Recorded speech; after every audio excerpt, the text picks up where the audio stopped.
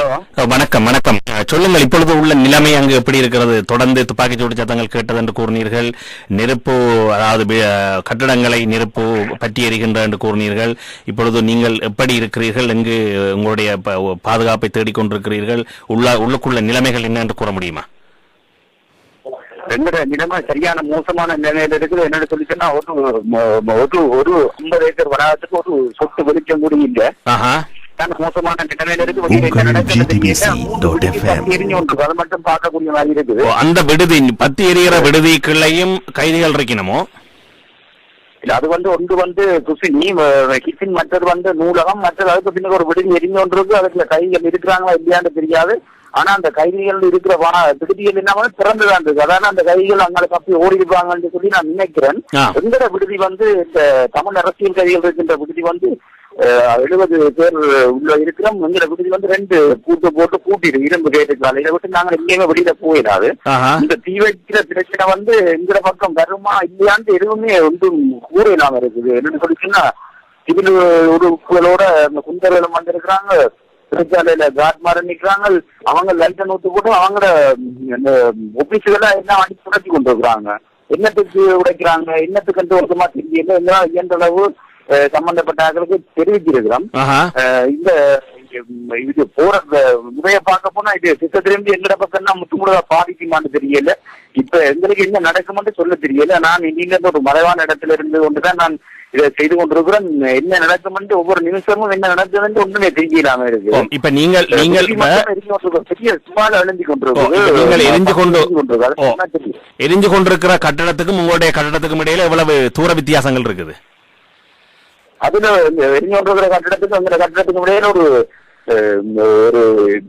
50 metre இடைவெளி, அந்த இடைவெளி தான் இருக்குது. பெரிய சுவாலை எரிஞ்சு கொண்டிருக்கிறது. காயப்பட்டாக்களை காணல, விழுந்து கிடந்தாக்களை காணல. திட்டாக்கள் 6 பேரையும் கொண்டு போயிட்டாங்க. அவங்களையும் காணல. அந்த தீச்சுவாலை வெளிச்சத்துல பார்க்கக்கூடிய மாதிரி இருக்குது. துப்பாக்கி பிரயோகம் சத்து குறைஞ்சிருக்குது. என்னென்று தெரியல. நடமாட்டாங்க ஒன்றையும் காணல. அந்த செத்து கிடக்கிற 6 பேர் என்றது உங்களுக்கு எப்படி கெஸ் பண்ணக்கூடியதா இருக்கு? அதுல தமிழ் கைதிகள் யாராவது சம்பந்தப்பட்டிருக்கிறாங்களா? இந்த கைதிகள் அதுல உண்மையில சாதாரண கைதிகள்லாம் அதுல கொல்லப்பட்டிருக்கிறார்களா? உங்களோட, அதாவது தமிழ் கைதிகள் என்று நீங்க 70 பேர் என்று சொன்னீங்க. அந்த 70 பேருடைய நிலைமை முழுமையாக உங்களுக்கு தெரியுமா எப்படி இருக்குன்னு சொல்லி?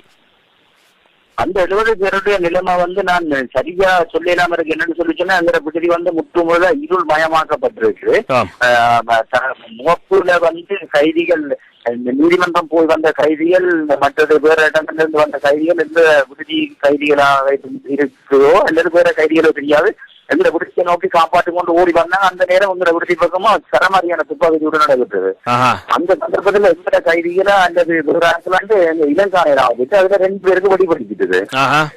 அப்ப அவங்க உடனே விழுந்துட்டாங்க. அதோட நாங்கள் எங்க உயிரை காப்பாற்ற பின் மறு பக்கம் ஓடி வந்துட்டோம். ஒரு சின்ன ஒரு இடவெளி தான் கருத்து பின்னுக்கு ஓடி வந்துட்டோம். இப்ப அவங்க 2 பேரையும் காணல. அவங்கள வெளியில கொண்டு போயிட்டாங்களா என்னன்னு தெரியல. அதை விட பல்வேறு குற்றச்சாட்டு பேர்ல கைது செய்யப்பட்ட வெளிநாட்டுல இருக்கிற தமிழ் முஸ்லிம் சிங்கள கைதிகள் இருக்கிற விடுதி பக்கம் தான் முதல் நடந்தது. அதுல ஒரு 6 பேர் அந்த இடத்துல சரி அவங்க திட்டப்பள்ளது கன நேரமா கிடந்து இப்பதான் நாங்கள் அப்புறப்படுத்திருக்காங்கன்னு நினைக்கிறேன். அந்த எரிகிற சுவால வெளிச்சத்துல சாரையா தெரியுது. இப்போதைக்கு என்னால கூற இல்லாம இருக்குது.